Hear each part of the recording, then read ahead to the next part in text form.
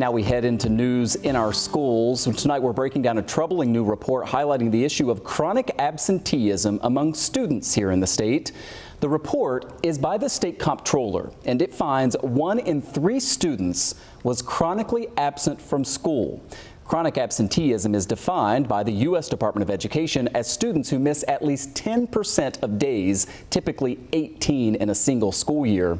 Large city public schools, including Buffalo, Rochester, Syracuse, Yonkers, and also charter schools statewide, had the greatest high school chronic absenteeism rates, 64% for those large school districts. Think of that number. The comptroller writing in that report, quote, "Reducing chronic absenteeism will be essential for turning around pandemic-era learning loss. School districts need to engage students, families, and their communities to address this troubling issue." We have an important voice joining us live tonight to weigh in on this. Mark Laurrie is the superintendent of Niagara Falls City Schools. Thanks so much for joining us. My pleasure, Michael. It's one thing for the comptroller there to say school districts need to be, you're doing what you think is best, right, and trying to address this. I was shocked by the numbers. 6 in 10 students in Buffalo Public Schools and the other largest districts in the state with chronic absenteeism rates. I mean, it is mind-blowing, but it doesn't surprise you. No, it doesn't surprise me in the least. Niagara Falls, from where I am from, is very close to those numbers too. So the report, the results don't surprise me at all. When you think about it, if you miss 2 days a month, 10-month school year, there you go. And just think, 180 days minus 20 days, you're in school 160 days. You take a few snow days, you take a few other days for events, you're down to about a 150-day school year.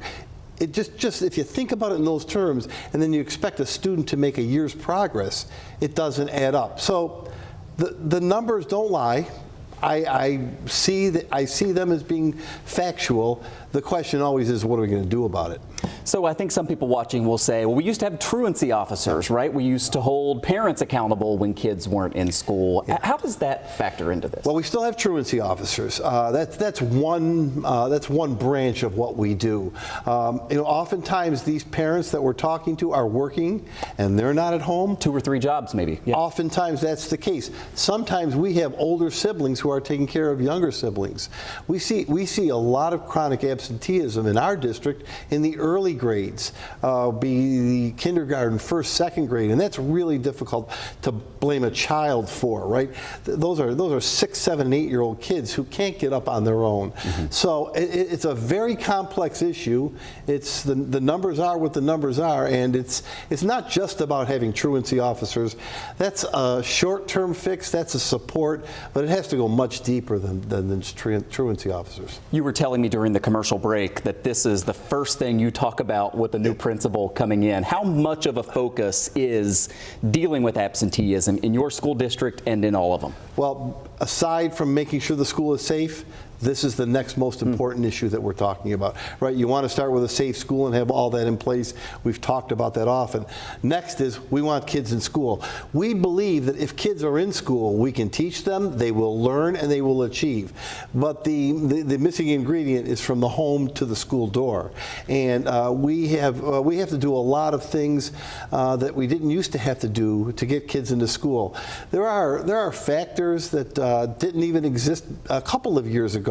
And I'm not blaming the mental health crisis for this at all, but we have parents who allow their children to stay home for a mental health day.